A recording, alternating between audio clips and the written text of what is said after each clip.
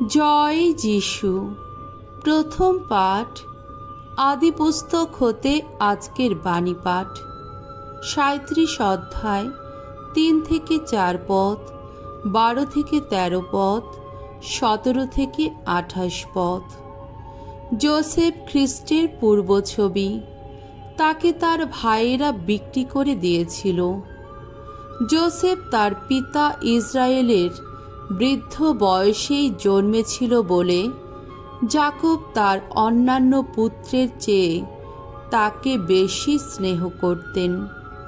তাই যোসেফের জন্যে তিনি ছুঁচের কাজ করা একটি জোব্বা তৈরি করিয়ে দিয়েছিলেন।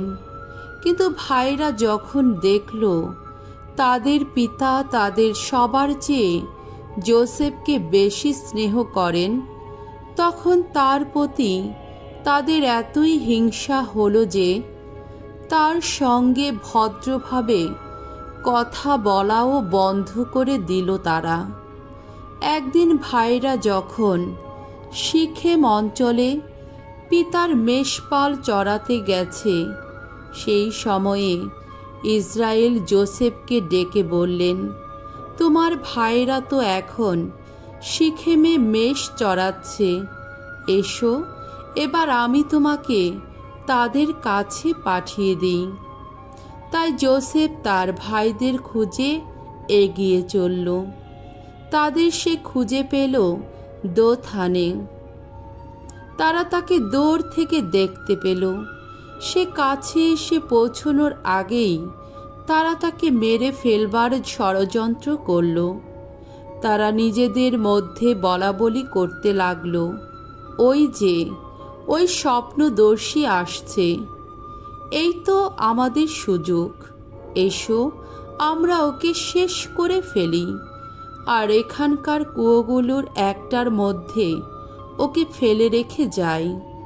পরে বলবো কোনো বন্য জন্তু ওকে খেয়ে ফেলেছে, তখন দেখা যাবে কোথায় থাকে ওর ওই যত স্বপ্ন।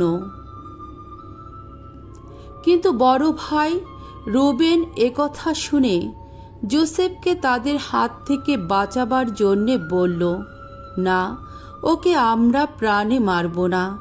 সে আরও বলল, তোমরা রক্তপাত করো না, ওকে বরং মরুপ্রান্তরের ওই কুয়োটার মধ্যেই ফেলে দাও, কিন্তু ওর গায়ে তোমরা হাত তুলো না।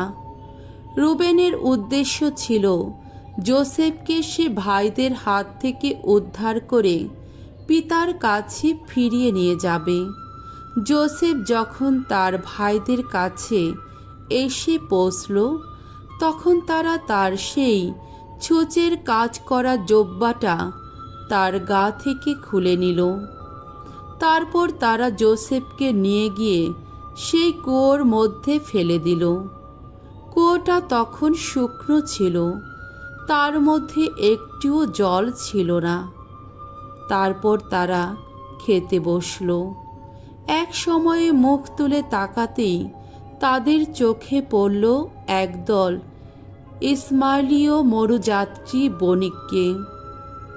তারা আসছে গিলিয়াদ দেশ থেকে। তাদের উটের পিঠে রয়েছে দামি গদ, সুরভি মলম ও গন্ধ নির্যাসের বোঝা। ওসব তারা নিয়ে চলেছে মিশর দেশে।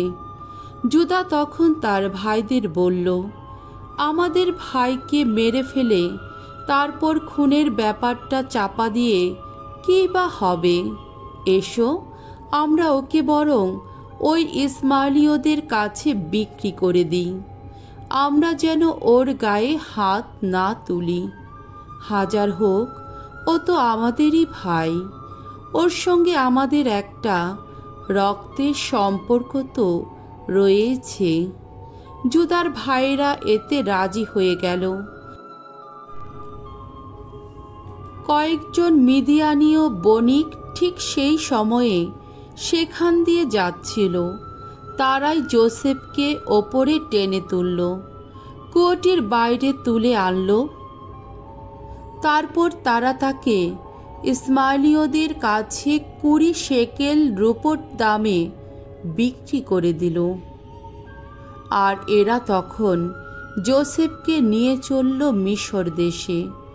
প্রভুর বাণী। ঈশ্বরকে ধন্যবাদ। সাম সঙ্গীত 105 অধ্যায় 16 থেকে 21 পদ। ধুয়ো, প্রভুর সেই মহাকীর্তির কথা তোমরা ভুলো না কোনো দিন। একদিন সারা দেশে ভগবান ডেকে আনলেন আকাল, ধ্বংস করে দিলেন যাকব বংশের খাদ্যের সমস্ত সঞ্চয়। তাদের আগেই একজনকে পাঠিয়ে দিলেন তিনি। সেই যোসেফ দাসরূপে বিক্রি হলেন। বেড়ি পরিয়ে ক্লিষ্ট করা হলো তার দুটি পা। তার গলায় বেঁধে রাখা হলো লোহার শেকল। শেষে কিন্তু সত্য হলো তার সব কথা। ভগবানের উক্তি প্রমাণ করল তার মনের সততা। লোক পাঠিয়ে রাজা তাকে মুক্ত করলেন। সেই বহু জাতির শাসক তাকে কারামুক্তি দিলেন। তারই হাতে তুলে দিলেন তিনি আপন গৃহের ভার, নিজের সব কিছু দেখাশোনা করার অধিকার। বাণী বন্দনা। ওগো যিশু, বন্দিত তুমি, সবার কণ্ঠে কীর্তিত তুমি। পরমেশ্বর জগৎকে এত ভালোবেসেছেন যে তার আপন পুত্রকে তিনি দান করেছেন। তার প্রতি যারা বিশ্বাসী তারাই সকলে যেন শাশ্বত জীবন লাভ করে। ওগো যিশু, বন্দিত তুমি, সবার কণ্ঠে কীর্তিত তুমি। মঙ্গল সমাচার। মথিরচিত মঙ্গল সমাচার 21 অধ্যায় 33 থেকে 43 পদ, 45 থেকে 46 পদ।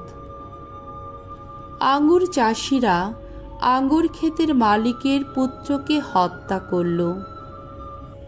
একদিন যিশু প্রধান যাজকদের ও জাতির প্রবীণদের এই কথা বলেছিলেন, শুনুন, আপনাদের আর একটি উপমা কাহিনী বলি।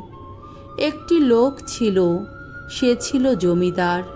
সে তার জমিতে আঙ্গুর গাছ বসালো আর জমিটার চারপাশে বেড়া দিয়ে দিল। তারপর সেখানে আঙ্গুর পেশাইদের জন্যে সে একটা গর্ত কেটে নিল এবং পাহারা দেবার একটা উঁচু ঘরও গড়ে তুলল। তারপর একদল ভাগ চাষির কাছে জমিটা ইজারা দিয়ে সে বিদেশ ভ্রমণে বেরিয়ে পড়ল। তখন আঙ্গুর পাড়বার সময় এলো। তখন তার পাওনা অংশ নেবার জন্যে সে ওই চাষিদের কাছে তার লোকদের পাঠিয়ে দিল। চাষিরা কিন্তু তার লোকদের ধরে কাউকে মারধর করল, কাউকে হত্যা করল, কাউকে আবার পাথর ছুঁড়েই মেরে ফেলল। সে তখন প্রথমবারের চেয়ে আরও বেশি লোকজন পাঠিয়ে দিল। এদের সঙ্গেও তারা সেই একই ব্যবহার করল। শেষে তাদের কাছে সে নিজের ছেলেকেই পাঠিয়ে দিল। সে ভাবল, ওরা অন্তত আমার ছেলেকে মানবে। চাষিরা কিন্তু তার ছেলেকে দেখে নিজেদের মধ্যে বলাবলি করতে লাগলো, ওই লোকটাই তো পরে জমির মালিক হবে। এসো, আমরা বরং ওকে মেরে ফেলি, ওর সম্পত্তিটা হাতিয়ে নেই। তারপর তারা তাকে ধরে আঙুর ক্ষেতের বাইরে ফেলে হত্যাই করল। এখন আমার প্রশ্ন, আঙুর ক্ষেতের মালিক যখন আসবে তখন ওই চাষিদের সে কি করবে? তারা উত্তর দিল, সে নিশ্চয়ই ওই পাজি লোকগুলোর শোচনীয় মৃত্যু ঘটাবে এবং এমন চাষিদের কাছে আঙুর ক্ষেতটা ইজারা দেবে যারা সময় এলে তার পাওনা ফল তাকে দিয়েই দেবে। তখন যিশু বললেন, আপনারা কি কখনো শাস্ত্রে এই কথা পড়েননি যে গৃহ নির্মাতারা যে প্রস্তরটি উপেক্ষা করেছিল সেই প্রস্তরই আজ হয়ে উঠেছে সংযোগ প্রস্তর। এ তো স্বয়ং প্রভুরই কাজ। আমাদের দৃষ্টিতে তা কত অপরূপ। তাই আমি আপনাদের বলে রাখছি, ঐশ্বর রাজ্য আপনাদের কাছ থেকে কেড়ে নেওয়া হবে এবং এমন জাতির মানুষদেরই তা দেওয়া হবে যারা সেই রাজ্যের প্রত্যাশিত সফলতা আনতে পারবে। যিশুর মুখে এইসব উপমা কাহিনী শুনে প্রধান যাজকেরা ও ফরিসিরা বুঝতে পারলেন যে তিনি এখানে তাদের কথাই বললেন।